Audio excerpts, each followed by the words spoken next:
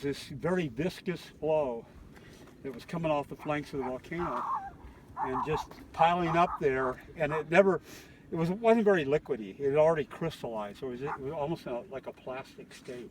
And then it cools, like it just freezes up in place. And it just carried all these rocks along with it? Well, that's part of the flow. What happened is, as this thing came out of the chamber, or out of the vent, it cooled very quickly, and but gravity was still acting on it, and so it just broke the rock up. It was just sort of semi-solid, a lot of it, and broke it up, and it kept rolling down the hill.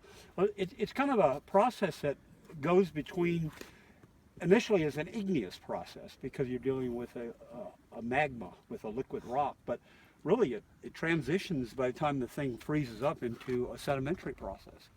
So it's one of these rocks that kind of, when you have a little trouble with where you want to stick it. Is this really an igneous rock or really a sedimentary rock? Probably by this state, it's actually a sedimentary rock.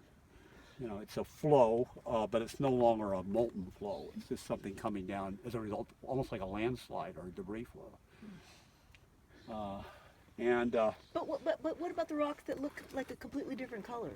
Well, those have a different mineralogy to this type of igneous activity. This type of volcano at times it was putting out basalt, which is and probably it was drawing from different sources deeper in the crust. And the basaltic ones are more like the oceanic crust that you have, or like on Hawaii, very poor in silica, very rich in iron and magnesium.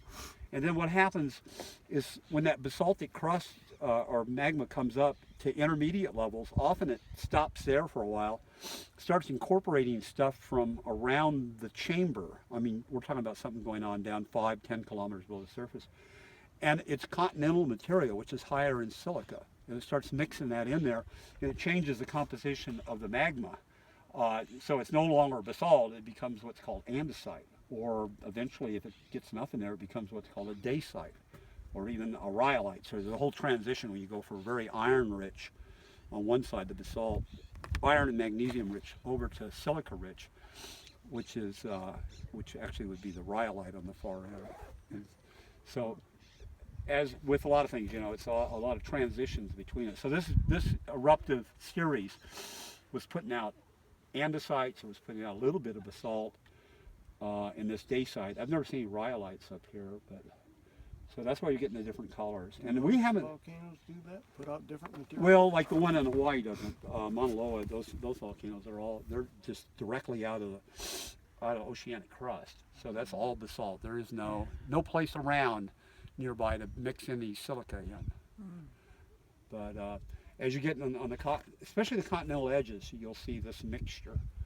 Because you got down deep below here is a very complex set of older rocks that make up the edge of, we're on the Pacific plate, but the edge of more or less the continent we're on. And you get a lot of mixture of stuff. There's an oceanic component to a lot of the stuff, and there's also a continental component.